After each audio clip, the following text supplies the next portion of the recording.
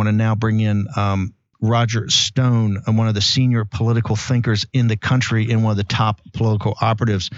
Roger, last night we had I Am a Robot, Hear Me Roar over in Brooklyn with Hillary Clinton, and we had Donald Trump really with, I think, one of the most effective speeches he's given in this entire cycle. He really went after her and kind of laid out. We had Smirkanish of Sirius XM. We had his clip from CNN on where he said, hey, it's the Clinton cash. It's Peter Schweizer's book, and Donald Trump's going to take it to her. What do you think he needs to focus more on a vision right now or more on making this a referendum on Hillary Clinton?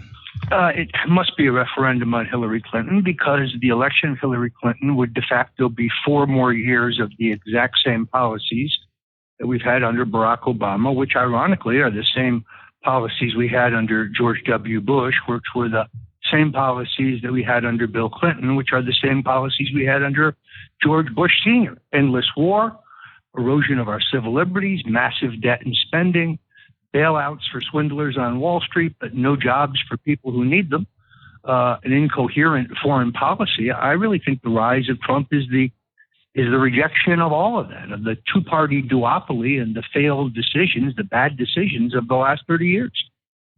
What do you think the best way for Trump to make, because he's been a little off message this week, what do you think is the best way for him to start to get traction on that and to kind of roll that out? If you were his advisor, what would you tell him? What would you tell him the 2 or 3 things you think he needs to do right away? Well, the correct answer to the Trump University issue is Trump University? Well, let's talk about laureate education. Now, there's a real scandal. An extraordinary piece in Breitbart by a fellow named Bannon points out that this essentially broke company pays Bill Clinton $16 million, but fails to disclose it as required by law for 5 years. And then lo and behold, Hillary Clinton's State Department lays $150 million on this broken down school chain. Meanwhile, they are not only piling up massive debt, but more outrageously, they're using boiler room tactics to high pressure students into loans they can never pay off. So it's a scam. The Clintons profited, and we're talking about hundreds of millions of dollars here. Roger, here's a piece, and that came literally. I virtually lifted most of it from Clinton Cash with some new updates, but that's one of the scandals that makes my head blow up the most because we haven't even got to his compensation package, which we've been trying to get in the Clinton campaign to tell us, which we believe he had a warrant package as they're getting ready to take this company public worth hundreds of millions of dollars. However, all of those scandals in there. Right? And the New York Times have reported on them. The Washington Post has reported on them. You haven't gotten any traction on TV. They haven't asked in one debate, 35 hours of debate. Hillary Clinton has not had to answer one question about her corruption. We're obsessed with Trump University, which is a milk-fed puppy compared to this education fraud. And by the way, Laureate reached an agreement with the Clinton Foundation or with the Clinton Global Initiative to form a university. The problem is, in New York State, there are certain criteria to be a university, and they have met none of them. So they have their own university scandal. What do you think? What do you think the country would be like? What do you think people ought to be prepared to withstand if Hillary Clinton becomes commander, not just president, but she also becomes commander in chief of our armed forces? Well, she's a neocon. She buys into the entire model that has brought us to ruin. This is the one thing where I think Bernie Sanders and Trump have some commonality. Neither one of them wants to rush off to war without our inherent national interests being clear.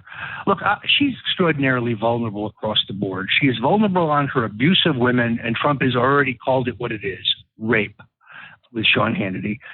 She is vulnerable on her disastrous tenure as Secretary of State, Benghazi specifically, the email scandal. But what is the plight of women in Libya today? I mean, she has set women back 200 years for someone who claims to be an advocate for women. And then, of course, there is the massive global fraud, the biggest money laundering operation in U.S. criminal history.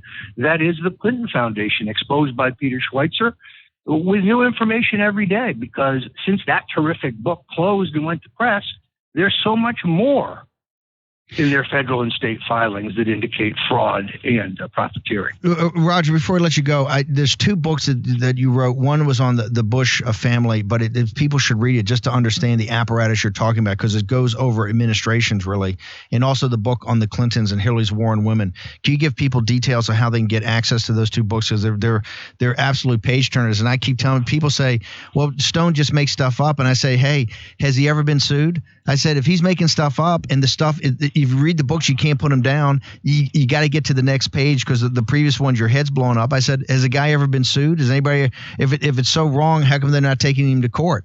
And my books are very carefully sourced. I have 80 pages of source notes and footnotes in both of them. And of course, we do talk about how the Clintons and the Bushes have worked together. This is where I first began looking at Huma Abedin and her background. I have a piece coming up in Breitbart, as you know. Yes. That a major piece about Huma. You know, the beginnings of that piece are in my book, but I have learned so much more. I suspect that she is an agent for the Saudis. I can't figure out how she got a security clearance in view of her parents' close connection to organizations closely connected to 9/11 and radical Islam. There's just so many questions. She comes from a humble family, yet she buys an expensive home in Washington, and she spends literally hundreds of thousands of dollars on clothes. This is before she is picked up in the Clinton entourage. Many, many questions about Huma. Roger Stone, you can get his books on Amazon. Roger, what's your website people can go to and get your writings? You can go to rogerstone.com, pick up the books. You can go to stonezone.com. You can find them in either place. But many thanks for having me this morning, Steve. Roger, thank you very much for coming. Roger Stone, one of the top political thinkers and political operatives in the country.